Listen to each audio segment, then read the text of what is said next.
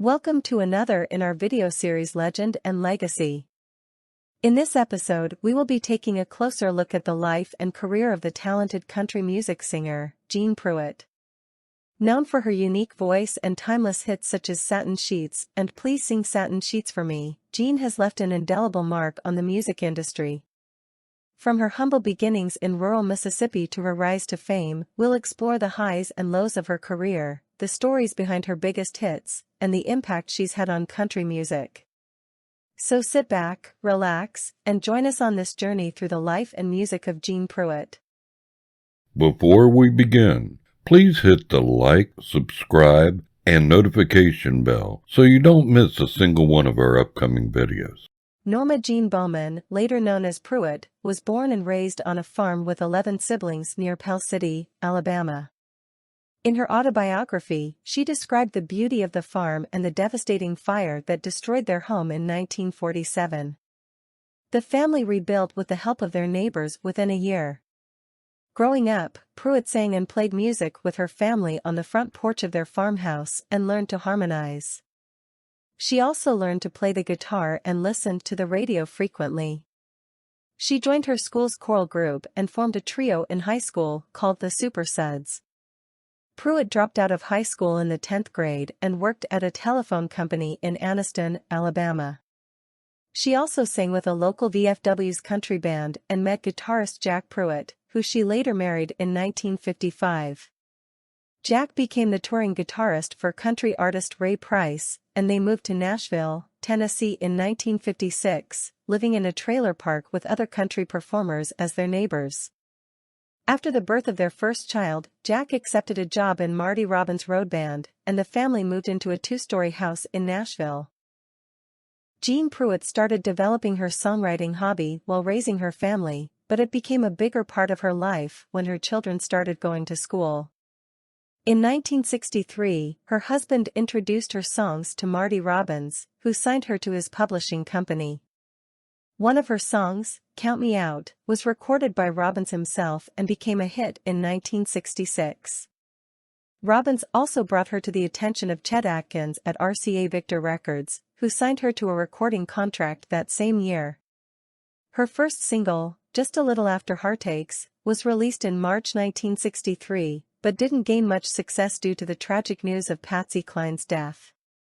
After her unsuccessful RCA singles, Pruett returned to writing songs for Marty's publishing company. In 1969, Robbins brought two of her songs to producer Owen Bradley, who signed her to Decca Records.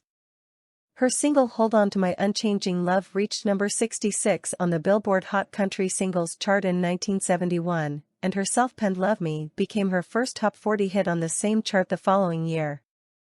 In October 1972, Pruett's debut album was released and was praised by Billboard magazine as a stirring effort. By 1973, Jeanne Pruett's music career was gaining momentum as she performed overseas and made appearances on the Grand Ole Opry. She released Satin Sheets, a song originally recorded as a duet by Bill Anderson and Jan Howard, but Pruett's producer, Walter Haynes, believed the song could be a hit if the lyrics were modified. After rewriting the introduction, Pruett presented it to Haynes, who played it for Grady Martin, who loved it. Despite Decca Records' reluctance to promote the song as a single, Pruett promoted it herself by distributing squares of pink satin to disc jockeys, and it became a number one hit on the Billboard Hot Country Singles chart in May 1973. The song's success prompted the release of an album of the same name, which topped the Billboard Top Country Albums chart in July 1973. Following the success of Satin Sheets, Pruett's schedule became increasingly demanding, and she had further success with the release of I'm Your Woman.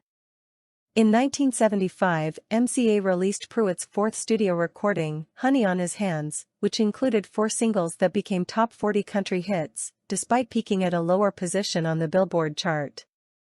The album's material received positive reception, with deep country cuts praised by critics such as Kurt Wolff and Billboard magazine. Pruett's success led to her being nominated for several major awards and being invited to join the Grand Ole Opry in June 1973. During the mid-1970s, Pruett released a series of singles on MCA Records that failed to become major hits, including My Baby's Gone, I've Taken, and She's Still All Over You, which only reached positions outside the top 40 of the Billboard Country Singles chart.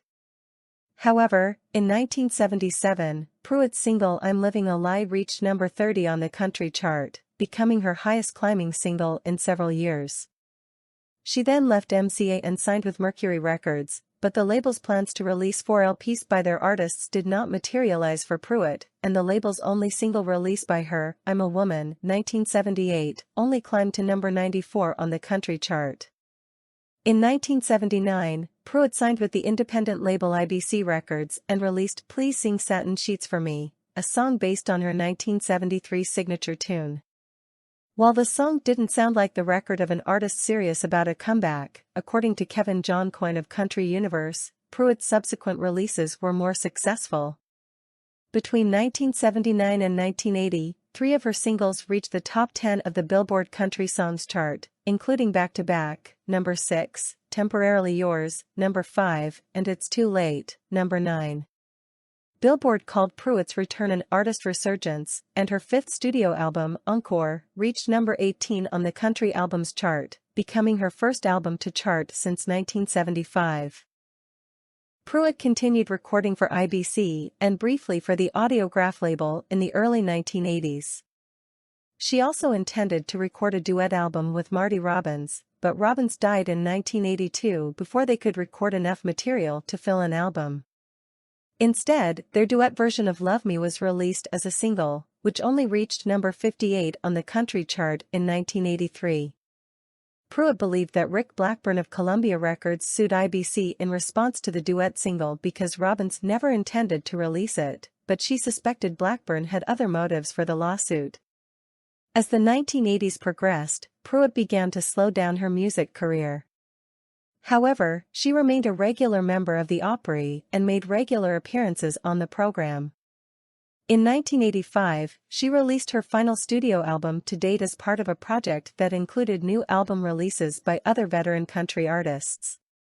The album was produced by Billy Strange. In 1987, Pruett released a single titled Rented Room, which was her final chart appearance on the Billboard Country Songs chart. During this time, Pruett became part of the Grand Ole Opry's first all-female segment, an idea she formulated and brought to the attention of the organization after a television special in 1985. In 1986, Pruett shifted her career to professional cooking and released her first cookbook. To promote the book, she made regular appearances on the Nashville Network's Nashville Now program. She eventually published 4 books as part of the Feed-In Friends cooking series, and the success of the cookbooks led to the opening of a restaurant named JP's Feed-In Friends in Opryland, USA until its closing in 1997. Throughout the 1990s and 2000s, Pruett maintained a semi-active role in her career and was inducted into North American Country Music Association Hall of Fame. She announced her retirement from performing in 2006, but remained a member of the Grand Ole Opry. In 2018, Pruett released an autobiography entitled Miss Satin Sheets, I Remember. Pruett was married twice. She married her first husband, Jack Pruett, in 1955, and they had 2 children. They divorced in 1982 due to Jack's alcohol problems and busy schedules. Pruett moved to a nearby apartment and later developed a romantic relationship with her road manager, Eddie Fulton, whom she married in 1985. Fulton passed away in 2019, and Pruett's only son passed away in 2022.